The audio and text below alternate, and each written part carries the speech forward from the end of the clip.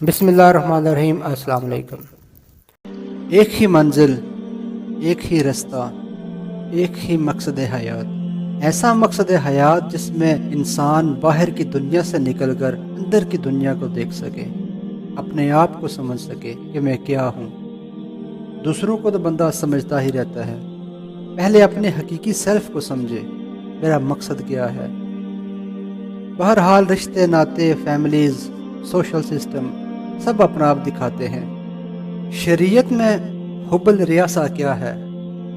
कुछ लोग या किसी रिलेशन में बंधे लोग ये चाहते हैं कि अपने मतहत को नीचे लगाकर बैठे रहो, जो मैं कहूँ उसी वक्त अमल हो।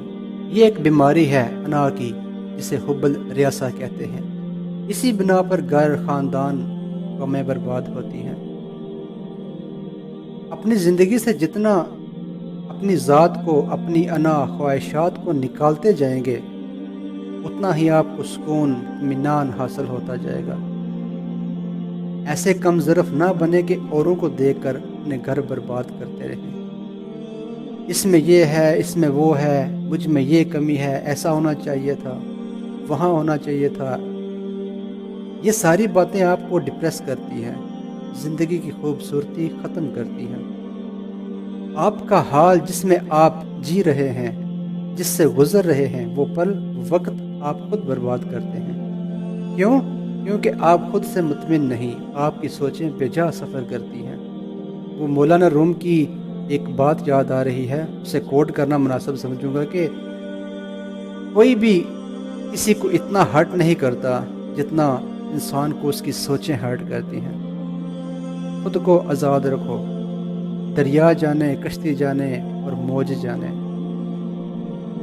कामयाबी का जो भी पैमाना है, पता नहीं क्या पैमाना है, लेकिन लोग इस पैमाने पर पहुंच कर भी परेशान देखे हैं।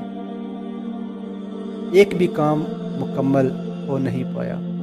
ये काम हो गया तो मज़ीद, वो काम हो गया तो मज़ीद, यानी ख्वाहिशात का ना ख़त्म होने वाला सिलसिला। जो इंसान अंदर से मुकम्मल होता है ना, यानी परफेक्ट स्टेट में, उसके सामने अगर आप अजीबो गरीब किस्म की बातें करें, वो समझ रहा होता है कि आप क्या बात कर रहे हैं, किस पॉइंट ऑफ व्यू पे बात कर रहे हैं, लेकिन वो खामोश रहकर आपकी बातों पर, आपकी जहानत पर अफसोस कर रहा होता है। अंदर और बाहर दोनों हालत में सुकून में होता है, ठहराव में होता है। यानी अगर कोई गाली दे, बुरा भला कह दे, तो कहे भाई ये तो तुम्हारा काम था, तुम जानो, तुम्हारा अमल जाने, खुदा जाने। तुम्हारी गाली से, तुम्हारी नफरत से, बद्दुआओं से या तुम्हारे कोसने से मेरी हैसियत में कोई फ़र्क नहीं पड़ता। तो होगा ये कि बुरा भला कहने वाला वो खुद ही परेशान हो जाएगा। ये हकीकत है। वो खुद एहसास नदामत में पछताएगा कि मैंने, मुझसे क्या हो गया।